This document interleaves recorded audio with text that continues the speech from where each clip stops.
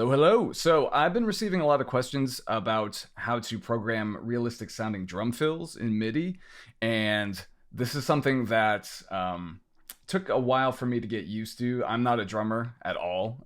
I'm a guitar player, but I love drums. I love drummers. I study drums. Maybe I guess, a drummer at heart, but I just do not know how to play the instrument. But in my time, studying MIDI packs and seeing how fills work and velocities, I wanted to show a few things that I've picked up along the way in hopes that you can take it and run with it. So before we get into it, I want to talk about the drums that I'm going to be using today. These are courtesy of Ugritone, and these are the Speed Metal Expansion Kit, and they sound quite tasty. And right here, as you can see, I already have some MIDI. So this is taken from the Thrash Metal Essentials MIDI pack from Ugritone. This is the Balls Out Intro 1. Let's just take a quick listen.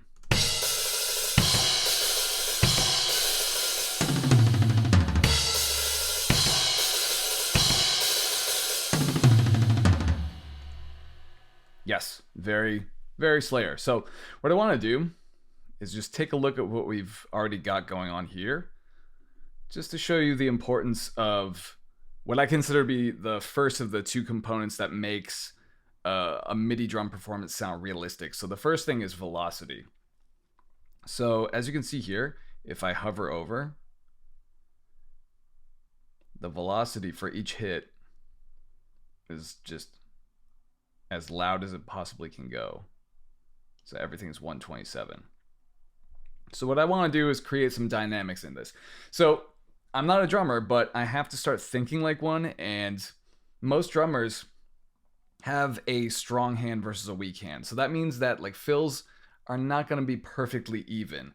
So I need to pretend that every other hit here is going to be lower in velocity. So what I'm going to do is grab my velocity tool.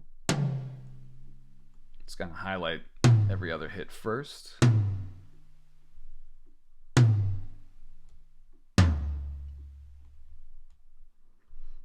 And I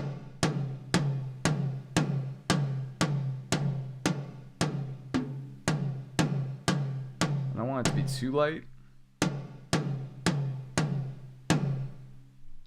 And I don't know if you noticed over here, but you can also control the velocity by just turning this back and forth, which is pretty snazzy. I'm used to the tool though, so that's what I like to do. And then, actually, you know what? While things are still highlighted, what I'll do then is deselect first one of each grouping, and then maybe bring this down a little bit more. And let's hear everything. So here's before.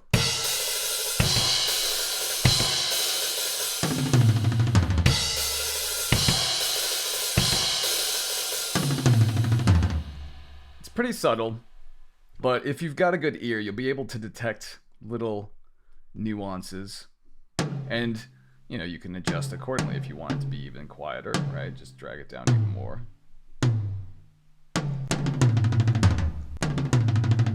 Right? That's actually really cool. It's kind of a light touch going on here, and then it builds up.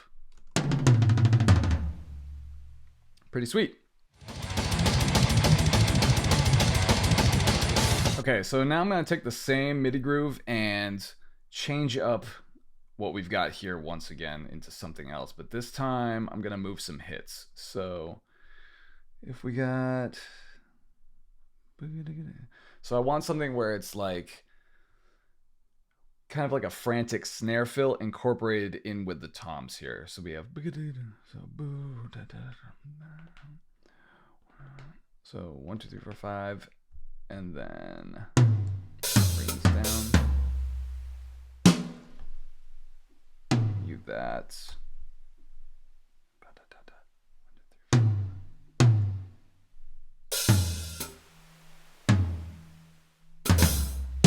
So let's see what we got here so far.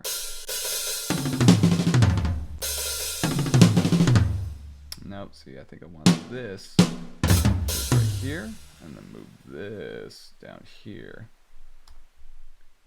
Mute that. So we have, there we go. So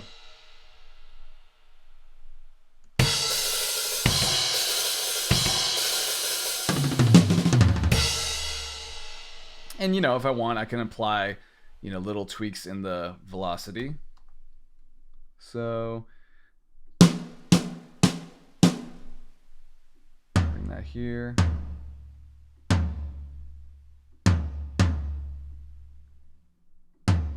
Maybe adjust this a little bit.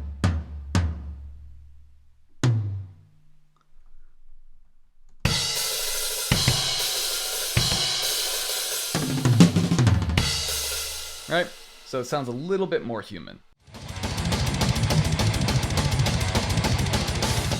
So for this fill, I'm using the Fast DB Lombardi 1 groove, also taken from the Thrash Metal Essentials MIDI pack. And in this section, I'm just going to show you how to create a fill from, you know, quote unquote scratch by borrowing pre-existing beats, and specifically from the kick drum. So if I go in here, take a look. So there's not much going on here as far as a fill goes. Let's listen though.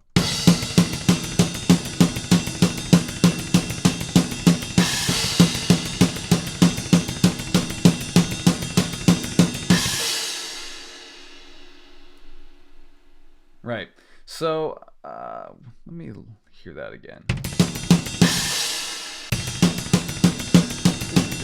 Yeah, so what I want is like a quick little like snare to 3 toms, back to the snare, back to 3 more toms. I don't know what you call that in drummer speak because I'm so not a drummer, as you can see, but I'll show you what I mean right now. So what I'm gonna do is start by grab this, make you a snare, so just drag it down, and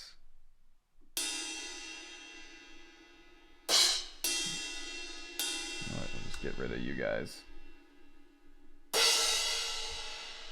Alright, so I want to turn these into toms, which is easy. So all I need to do, I actually want to keep the kicks as well, so I'm just going to hold Option, click, hold, drag. Let's make a copy. So this one I want to be the low part. I want this to be slightly higher. Okay. And bring you up. And again, I want to be thinking like a drummer, so bring the velocity tool back in, bring these back in, crank you,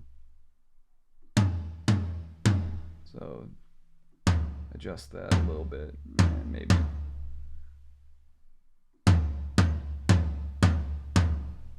Okay, so let's hear the end result.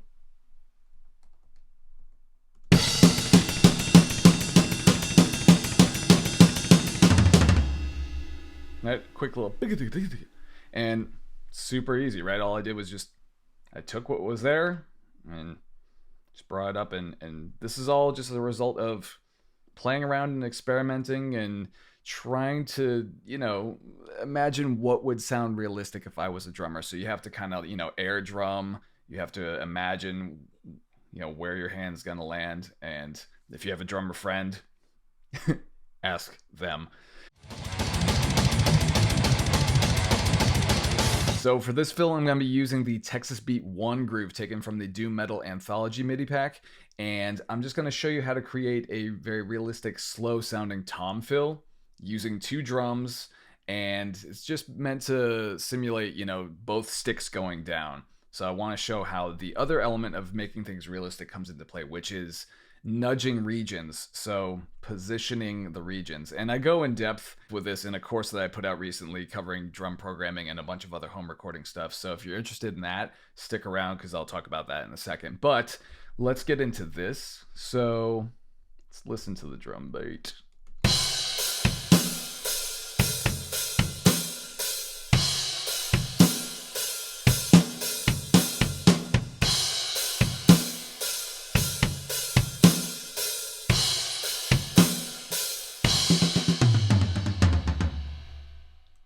Okay, so this first half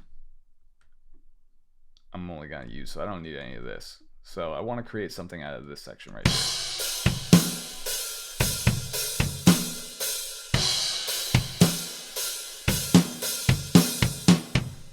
Yeah, so just something like do ga do ga doom ga doom. So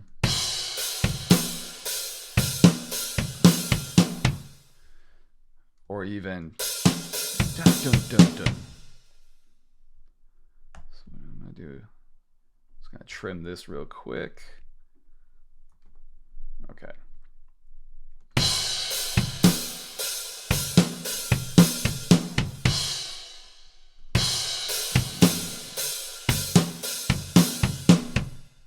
So let's just do a 1, 2, 3, 4. Bloom, bloom, bloom, bloom.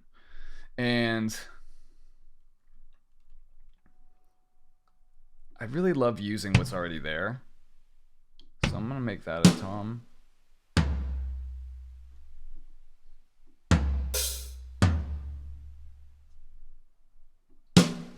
The snare is a little ahead, right? So I'm going to use that.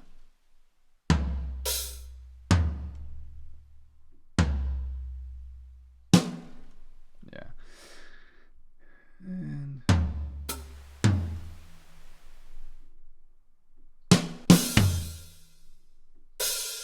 instead of making this a hi-hat, let's make that a tom.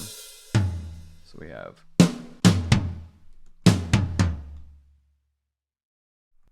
now here's where the positioning comes into play.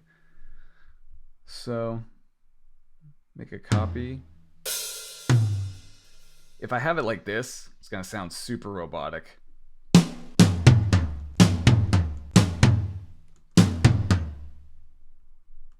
Right? Be able to really hear.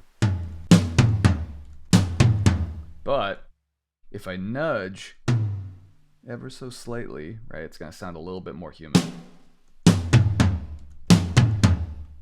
So here's before. Here's after.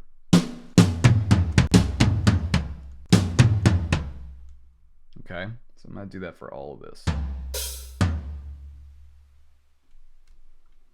This one's pretty far back. Bring that out a little bit. And again, thinking about strong hands versus weak hands. So the top hit, I'm gonna make a little bit.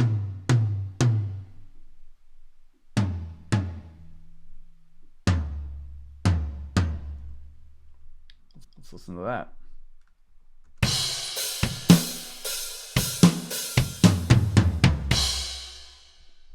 All right, sounds realistic to me. All right, so just want to do an A-B. So this first one, I've just quantized everything here. See how everything's stacked up on top of each other, all right? And then here is the finished one. So let's take a look at this. 4 and after.